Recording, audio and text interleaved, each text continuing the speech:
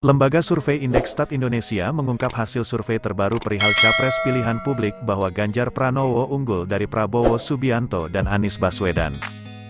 Dalam peta elektoral 10 tokoh potensial, Ganjar Pranowo meraih elektabilitas tertinggi yaitu 28,1%, disusul Prabowo Subianto dengan 22,1% dan di posisi ketiga terdapat Anies Baswedan dengan elektabilitas sebesar 17,3%, kata Deputi Direktur Eksekutif Indekstat Riko Lafedri, pada rilis survei nasional tanggal 6 November tahun 2022. Ia menyebut dibandingkan survei-survei sebelumnya peta konstelasi elektoral capres jika pemilihan umum, pemilu, diadakan sekarang, tidak ada perubahan yang cukup masif terjadi terkait elektabilitas tokoh-tokoh yang ada. Ganjar, Prabowo dan Anies masih menjadi tiga kandidat terkuat dengan elektabilitas tertinggi saat ini, ucap Rikola. Temuan menarik dalam survei, kata dia, sejak setahun lalu di Oktober tahun 2021, sebanyak 80% pemilih di Indonesia sudah menentukan pilihan capresnya, dan semakin mengerucut hingga hari ini ketiga calon, jelas Riko.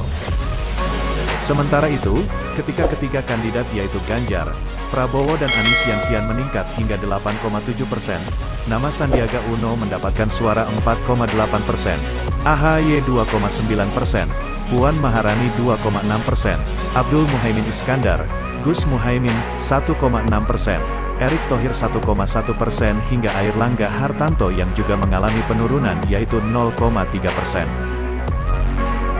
Indekstat juga melakukan simulasi pasangan tokoh potensial capres dan cawapres, yang hasilnya Ganjar Pranowo unggul jika dipasangkan dengan Erick Thohir atau Ridwan Kamil.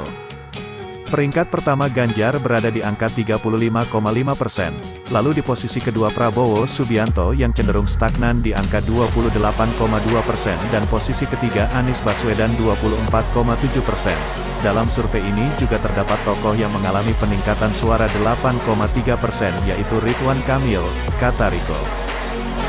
Menurut Riko, meningkatnya elektabilitas Ridwan Kamil memengaruhi suara Anies dan Prabowo di Jawa Barat yang merupakan arena kompetisi Anies dan Prabowo.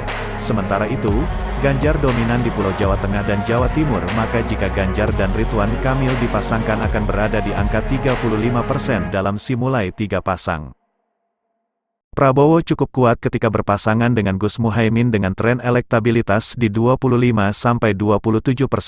Namun, ketika tidak dipasangkan dengan Gus Muhaimin suara Prabowo cenderung turun khususnya di Jawa Timur. Sementara itu, Anies Baswedan dalam simulasi pasangan cenderung memiliki elektabilitas sedikit lebih unggul ketika berpasangan dengan Agus Harimurti Yudhoyono, AHY, 22–28% dalam simulasi tiga pasangan dan kuat di DKI Banten.